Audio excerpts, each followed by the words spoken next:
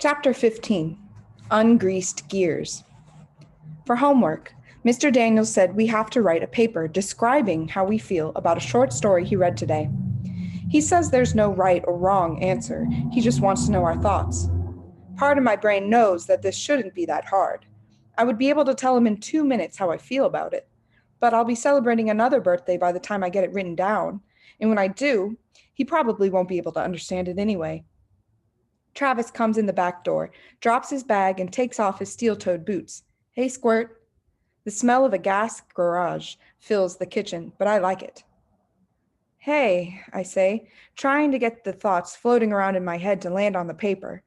I don't know why the things in my brain get lost on the way down my arm. Travis takes a carton of orange juice out of the fridge and drinks from it. Hello, Travis. Gross. He laughs at me. No one else will drink that milk, you know. Good, he smiles. My plan is a success. He walks away, taking the whole carton with him. Travis?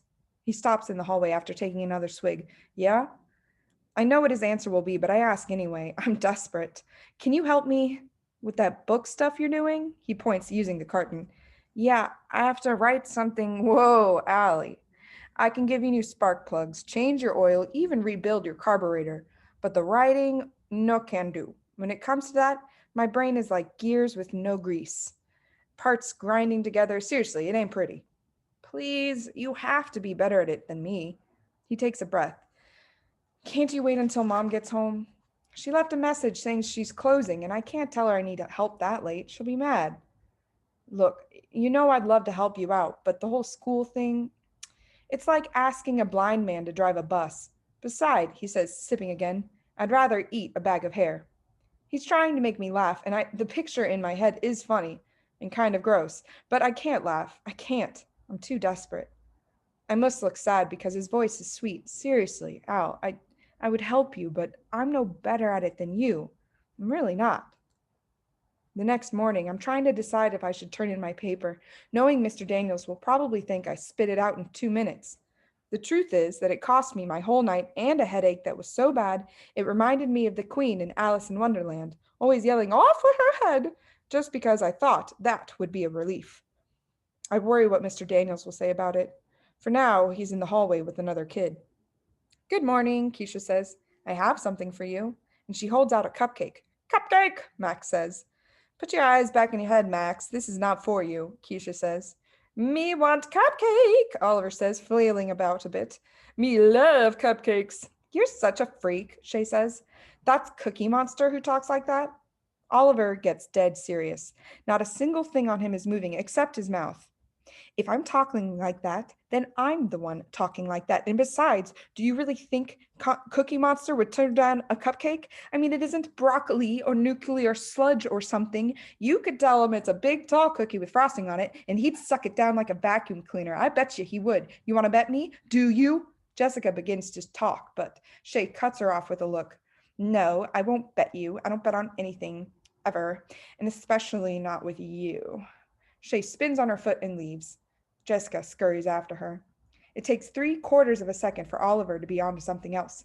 Wait, that reminds me, he says. During our class party, I hid a Halloween cookie somewhere in my desk. The Halloween party? Keisha asks. That was weeks ago. Yeah, he starts digging for it, things falling through the floor as he searches. If it's there, it's probably as hard as concrete. Keisha turns back to me. What is it with this class? They lose control over food. She shakes her head and then pushes the cupcake toward me. For you.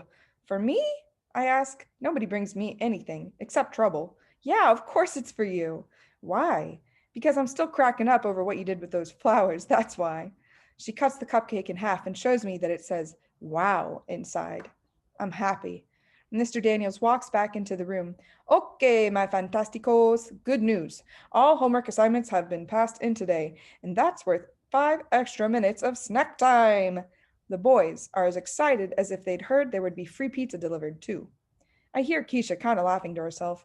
I figure it's because the boys are all going nuts, but then she turns to me and says, You've got guts, Allie. I respect that. I like that too, but mostly I like that she likes it. Hey, she says, you want to sit together at lunch? I've been sitting with some people, but I don't talk to them and they don't talk to me, and you sit alone. So, a mind movie shows us sitting at the table talking and me being happy.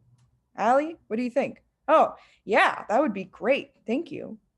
After the best lunch and recess I've had in a long time, Mr. Daniels waves me up to his desk. He has my homework and my journal. He's trying to look all happy and light, but I can see the seriousness underneath. Hey, Allie, I'm glad you turned in your homework, and it's more than you usually write. That's great. I stay quiet.